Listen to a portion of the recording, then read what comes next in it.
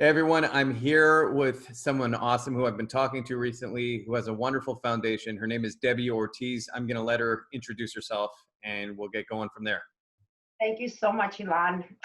My name is Deborah Ortiz, and I am the wife of a retired New York State trooper who suffers with post-traumatic stress disorder. I am also the founder of a nonprofit organization that works with first responders in the prevention of PTSD called Code 9 Heroes and Families United. And I'm also a documentary filmmaker and very proud to have had the experience to work on a documentary that takes a look at post-traumatic stress disorder in law enforcement. And that's called Code 9 Officer Needs Assistance. Through my career,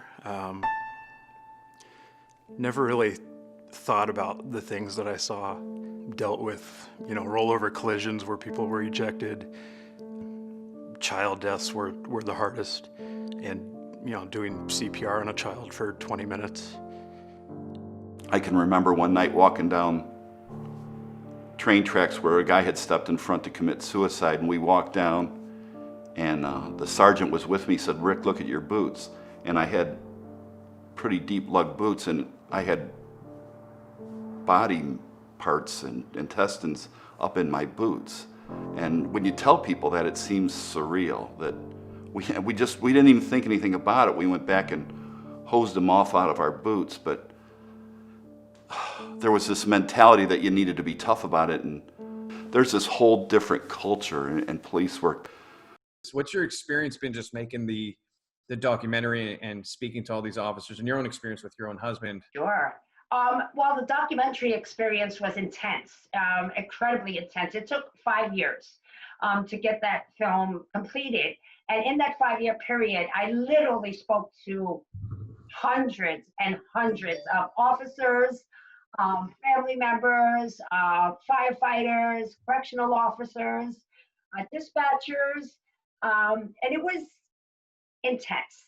The stories were unbelievable, and it wasn't until I started the film process because my husband was diagnosed with post-traumatic stress disorder, and I was, for the first time, I had even heard that police officers can get post-traumatic stress disorder. Like, I didn't even have that information as the wife of an officer. It was, at that time, it was never spoken about. It was completely behind closed doors. It was a dirty little secret. And so I was actually trying to make this film during that time. And every department at that time shut the door in my face. Nobody wanted to talk to me. So I only could go and talk to retired officers or former officers for the film. And I just did not realize how much they see during their careers. And it's not just one incident, it's not just two. My husband literally has hundreds because he was a New York State trooper. He was answering fatalities, seeing, all kinds of horrible, horrible images that he held deep down for a long time because, they got to keep going. They got to keep going. They got to keep going, call after call after call. So my experience was I couldn't believe that this wasn't being addressed. I couldn't believe that it was okay for officers to retire with no preparation of what could happen to them, or even, quit the job due to post-traumatic stress, and then be left like kind of out to pasture to deal with this. So it angered me beyond words. There was a statistic that really stood out to me in the trailer where it was 15 to 18% of police officers suffer from PTSD, and arguably it could be higher. I mean, I don't know if the research is necessarily there. That's a scary statistic. Number one, for all these people who are ignoring this as an issue. But then, it took time to bring light to it happening in the military. That's right. Finally became to light and people started acknowledging it as a real issue. And, very much what you're doing, I think, is to bring light to it in the police force, which I believe any person objectively looking at this would say, of course they're going to go through PTSD. Like that person who said he was stepping on body parts and didn't even realize it. I mean, that's going to mess you up. In terms of, if you don't mind me getting a little bit personal, but in terms of your recognition of it in your own relationship, was there something that happened that made you realize, something's going on with my husband, I need to address this? Absolutely. I started to notice small changes, right? And it was right before, we were one of the lucky ones. I mean, you know, and I say that because my husband made it to full retirement, okay? And so many don't. But towards the end of his career, I started to see some little changes happening with him, like increased paranoia, increased hypervigilance. You know, there was a conspiracy everywhere, you know, the way he was speaking. And so I didn't pay too much attention to it at that time because I thought, okay, he's ready to retire, and that's a scary time in itself, you know. 22 years of law enforcement, and now, you know, you're going to leave, and when, you know, well, you know, they kind of, their identities, you know, his identity was a police officer, and that's going to go away. And so I didn't pay much attention. And then he retired. And then it became even bigger. The hypervigilance, the paranoia. My husband was actually sitting in his car surveilling my kids, like as if he was out you know, chasing the bad guys. The way I best explain this, and I've said this a million times, is that he no longer had the bad guys to chase, so we became the bad guys. And it was scary. Interrogation, and then drug use. And that turned into an issue because never in a million years would I ever imagine that my husband would ever use drugs, and he became addicted to drugs, and that was his his coping mechanism to deal. So he said to me, it wasn't until like more than a year after his retirement that he actually was forced to get help. But he said, Debbie, I have a slide projector in my head and I can't turn it off. He literally says it's like click, picture after picture after picture of all these fatalities and incidences that he said he just couldn't turn off in his head. You know, it's scary because we're compounding it now with this whole defund the police thing. We want to take money away from the police department, which would reduce the possibility of these things like PTSD, the high rates of suicide, which are shocking, being treated. We're actually taking money away from the very issues that would help.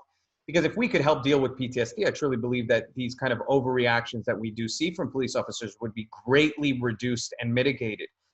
Because we've dehumanized the police. We're not understanding where this is coming from. If you spend 10 years seeing body parts, seeing people shoot at you, seeing children beaten, abused, killed, and administering CPR to people, pulling people out of burning cars, it's going to mess your mind up. It's going to have an impact on how you react in future situations. And what we're doing now is we're just looking at an isolated situation and saying that the entire history of the police officers is irrelevant to stuff they went through. Let's defund.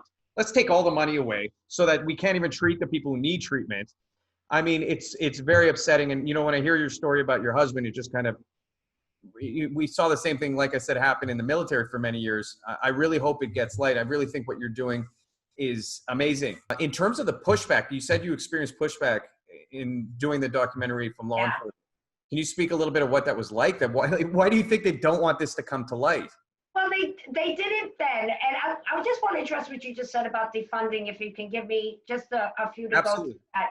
I have been fighting for 15 years to get mental health into the departments. That is the mission here, is to bring in mental health training to our officers and to the families. And that's to help not only the officers, but the communities. When you have 15 to 18% number is low. Okay, I know those numbers are higher. And if you have 20%, let's just say, of police officers on the streets that are undiagnosed and untreated working with PTSD, that's not helpful to anybody. That's not helpful to the department, to the officer, or to the community. So it is in the best interest of everybody that we address the mental health issue and put funding into giving our officers whatever they need in order to ask for help, be safe asking for help, so that we can better serve our communities. That is really important. We can't shy away from that, because if you have an officer who is dealing with post-traumatic stress disorder and is answering a call and is at his or her like very end at that point, that is not going to end well. What we need to do, yes, there needs to be better training. I agree with that, but we need to also make sure that not only are they being trained on how to deal with things physically, that we're taking care of the stuff mentally as well. So when I was doing the documentary, they didn't want to talk about it because the last thing the department wanted to admit to is that they had a high suicide rate. So they would talk to me on the phone. They would talk to me, off camera. But the last thing the department ever wanted to say to us is, yeah, we do have a problem and we're not taking care of our men and women. And yes, they are killing themselves. If they felt like if you didn't talk about it, it didn't exist. Yeah. It's interesting because there is like a certain culture in any of these environments because it's a tough job. And so a tough job requires people to be able to push through. And so the philosophy's always been ignore, push through. I mean, you see that in any job where you're exposed to a lot of terrible, terrible things. And so I think this is just an extension of that. I wonder if recently the culture has shifted at all to be a little bit more open to talking about this stuff and to acknowledging this stuff. Have you seen in maybe the past 5 to 10 years that maybe things have started changing and people are starting to open up and be like, no, we can talk about the PTSD that officers go through. We need to start addressing this. Absolutely. And that is what I'm talking about. That I find very scary because it's finally happening. We're talking about it. I've been invited to departments to show the film. I show the film at departments. I show the film at trainings. So they're using the film in departments all over the US. So it is being talked about. They have units now that are helping officers. I'm watching growth happen in this area. And now this is happening, and it's a very scary time to see. I'm not sure which way we're going to be heading. I'm truly afraid to see it go backwards. But the bottom line is the best way to serve our communities is to come together and address this and talk about this openly. And even with our communities, I mean, PTSD is an issue just as a human being. And trauma is not addressed. Trauma is, I call trauma the epidemic of our time. It is not an addressed issue, and it would help everybody to address mental health as a whole. No, of course. I mean, a lot of the problems you even see that police encounter with other people have mental health issues. I mean, a vast majority of them are mental health related, which I think a lot of people don't understand. One of the main arguments I have with people nowadays is they say, oh, we should send mental health professionals to deal with mental health people who are acting out, who are having mental health issues in public.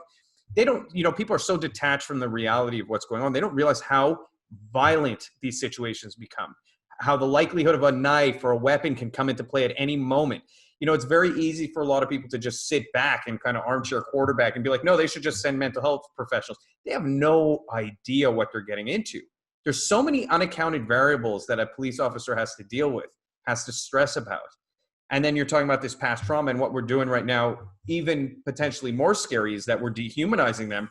They, beyond all the stuff they've had to deal with for generations, it was already a terribly hard job to do. Now we're actually making tension between the communities and officers significantly higher. So people are more reactive, officers are more reactive. Yes. That things like PTSD are off the table as a discussion now. It's actually, we expect the numbers to be through the roof. That this is just going to get the numbers of officers, first responders with PTSD are just going to rise incredibly, and it needs, we need to address it. So in terms of how you see things kind of escalating nowadays and how things are going, I think what you're saying is essentially the solution to the problems in society is not obviously more tension between police and their communities, is not defunding, but to humanize, to increase funding, if anything, into the areas that need it, like mental health. Yes. And start building bridges.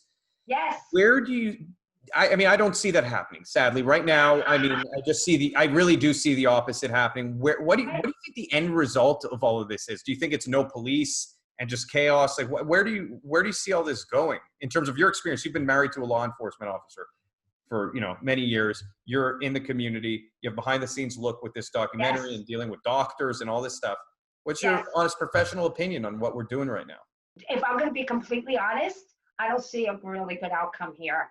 I'm scared, and I'm scared for our officers. I don't see, you know, it being a good outcome. I think we're going to lose a lot of really good people. And what does that mean? What happens when we lose officers or people stop wanting to become a police officer? What happens then? Who do we get to fill their shoes? Are they going to lower their standards to be able to fill the shoes? Yes. You know, so that scares me. We have to make very educated changes and make sure we're addressing what's best for everyone. And that's not an easy thing. This isn't an overnight solution by no means.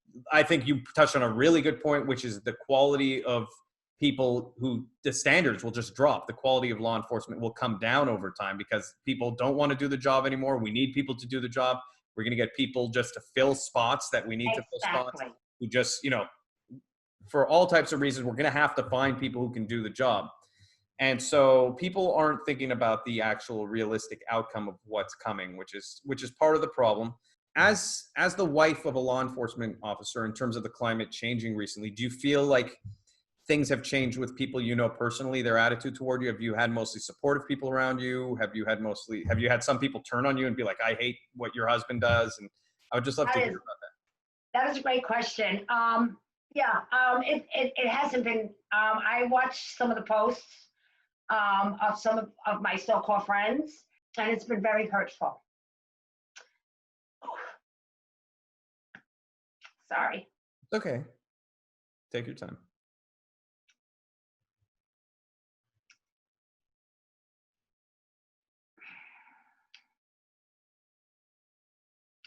It's very hurtful. And as the person that runs the social media page for my nonprofit, the hate that I see, the disdain for people's lives, I've never seen so much, come across so much. I've never seen such hate on the level that I'm experiencing. I can tell you from all the other wives that I'm watching and talking to, yeah, they're scared. They are terrified. They don't know if their husbands or wives are going to be coming home. Every day is what if for them with the environment the way that it is right now and the atmosphere out there. And I just want people to be kind, to know that that we are human and that it hurts. I'm sorry. Don't apologize. Our husbands and wives are human beings, and they are doing what they love to do. And my husband did what he did because he truly cared. We just want people to try to stop and think about how this is affecting not only the officers, but their families. It's very hard on the families right now. I heard some stories from, there's nothing wrong with crying. I know. I heard. Wow. Yeah. I heard some stories. I had a lot of emails come in from law enforcement and their families. And one of the most troubling things was that their kids are even being bullied and targeted, and that even in school, they're having issues, and that their neighbors have turned on them. And I don't think the general population realizes just how dangerous this kind of rhetoric is, because, you know, we go out and say it. Like I said, when I was younger, I was inundated with these kind of anti-cop videos. I went through a phase where I was like, oh yeah, the police are yes, you know, Yeah. you go through that phase, you know, until you actually sit and look at statistics. And I think one of the biggest problems we have in society right now is that we'll see a tragic video. We'll see even a few tragic videos. And so if you have 5 tragic videos, your brain, as it works, will impose that onto all police instinctively. We will attribute it to the entire system, because we cannot separate an isolated event or even numerous isolated events from the whole. It's very hard. It's just how it's Right. actually bigotry works in general. When we had 9/11, all Muslims were responsible, or all That's right. responsible. That's just the mindset because there's such a tragedy. I was scared of flying for a while after I saw a few plane accidents happen in the span. I made another video about this over the span of a few months because my brain could not look at the statistical chances of a negative outcome and rationalize it because it was so low that I just focused on the video. And so a lot of people do that. They see a video of George Floyd and they fixate on the video. Something really interesting. I read a post yesterday. I always see posts like this. And the person in the post said, there's a UPS box outside my house that's supposed to be for my neighbor. But I called UPS to deliver it. I won't have my son go deliver it because we're black. And my neighbor might see a black kid come up on his lawn and shoot him. And I think that kind of fear is dangerous in society. And we've done the same thing now with police officers. We perceive police officers in that way. But if you look at the statistical chances, if you're just rational about it, you take emotion out of it, and you say, what are the chances of my 15-year-old son, regardless of his race, going to someone on my block's house and ringing the doorbell and saying, here's your package, getting shot? It's so statistically unlikely. Just like the statistical chances of an unarmed complying person being killed by a police officer is statistically very unlikely. Can it happen? Sure, it happened with Philando Castile. He was a legal gun owner, had a gun in his car, got shot. Whatever happened there was unbelievably unjust. And so we say, oh, we have Philando Castile. The whole force is responsible. This could happen to anyone. And then we assert a value to it, race. It's because he's black. Maybe it was. I can't say for sure one way or the other. And then, so now we take that, we have an emotional response to it, and we say, all black men can be killed by a cop, even if they do nothing wrong, despite the statistical chances of it. And so that's the rhetoric that you and your husband and every family has to go through right now, where based on the actions of the few, we're kind of just putting out this language. And so I'm sorry that you got to go through it. I think part of the way we're going to affect change and part of the way we're going to help PTSD and all the things you're talking about and build bridges is by changing the language. I blame the media for it. It's all they do.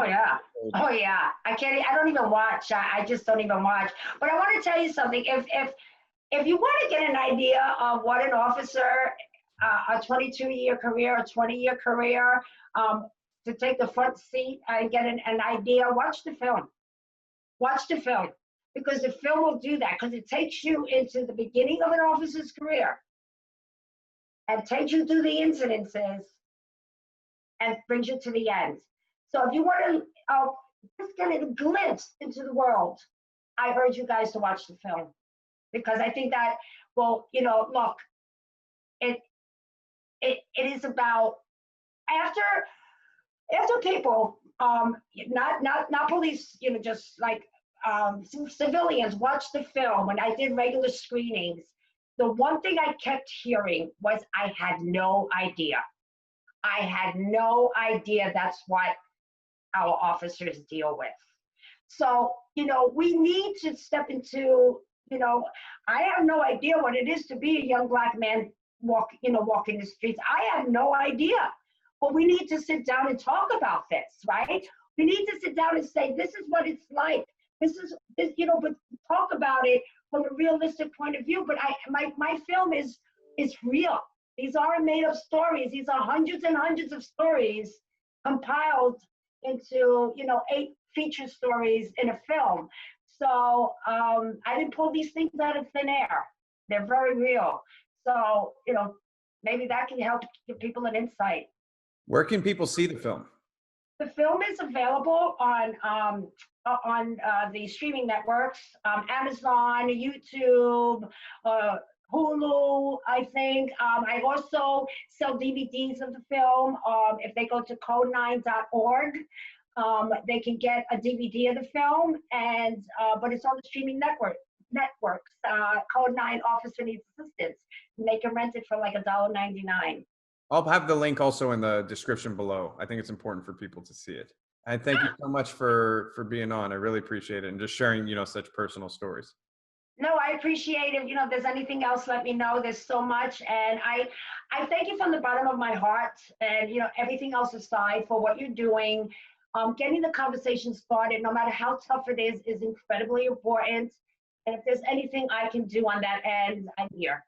Well, you've done it. I mean, you've lived it. You've had the lived experience. You've gone out and made this video and this movie, and you're working toward PTSD. And I think what you're doing is so valuable.